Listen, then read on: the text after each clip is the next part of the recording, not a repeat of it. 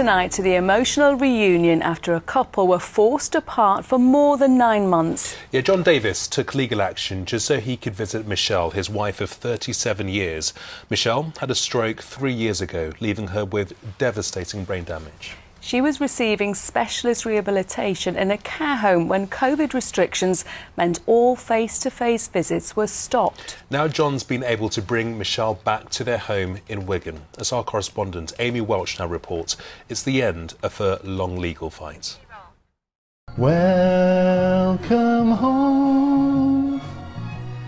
Welcome. Singing and smiling are the only ways Michelle Davies can communicate. She understands everything and she can sing anything, but speech is quite limited at the moment, but that keeps improving.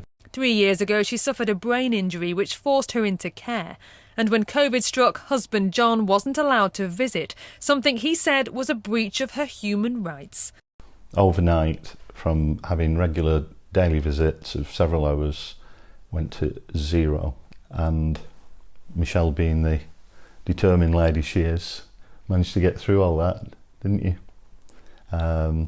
It's the toughest period of our lives. Come on, can I have some back? When we met John 12 months ago, this was the closest he came to a kiss. It doesn't really get any easier. You sort of get used to it because you don't have a choice. He took Michelle's case to the Court of Protection, arguing human contact was a vital part of her rehabilitation. Do you think you should have had to fight as hard as you did to get those visitation rights for Michelle? No. COVID restrictions seem to have trumped the basic human rights of people. People have a right to a family life. That was denied to me and Michelle and other members of our family for 9 months, and the same for thousands of other people. Weekly visits were reintroduced, and on Monday Michelle finally came home. This is the new extension, all done for Michelle. Here she is, here to get home. We built a big extension on the back. No financial support from anywhere else. Most people wouldn't be able to do this, and they wouldn't then have the choice of getting their loved one out of a care home. Michelle also needs round-the-clock care, and providers say now more than ever people want to stay at home. They became frightened. Obviously they wanted to stay at home, so they didn't want to go into hospital because they were scared, you know, they won't come home, so they wanted to stay within their own homes, which increased our needs.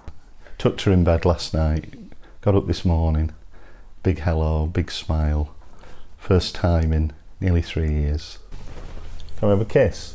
But now that Michelle is back where she belongs, she's not stopped smiling.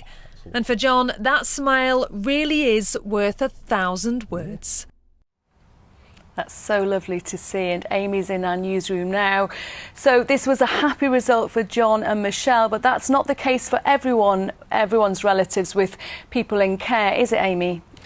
That's right. Sadly, thousands of people still aren't being given proper visitation rights, and that's because they are not a legal requirement. The guidance in place at the moment suggests the nomination of an essential caregiver who should be given unrestricted access to loved ones regardless of COVID outbreaks, restrictions, lockdowns or variants. But because the guidance is voluntary, not mandatory, it's very much down to care home managers to decide which parts of it they choose to follow. And some campaigners and lawyers say the only way of ensuring care home residents are given the right to a family life that they deserve is for it to be made law.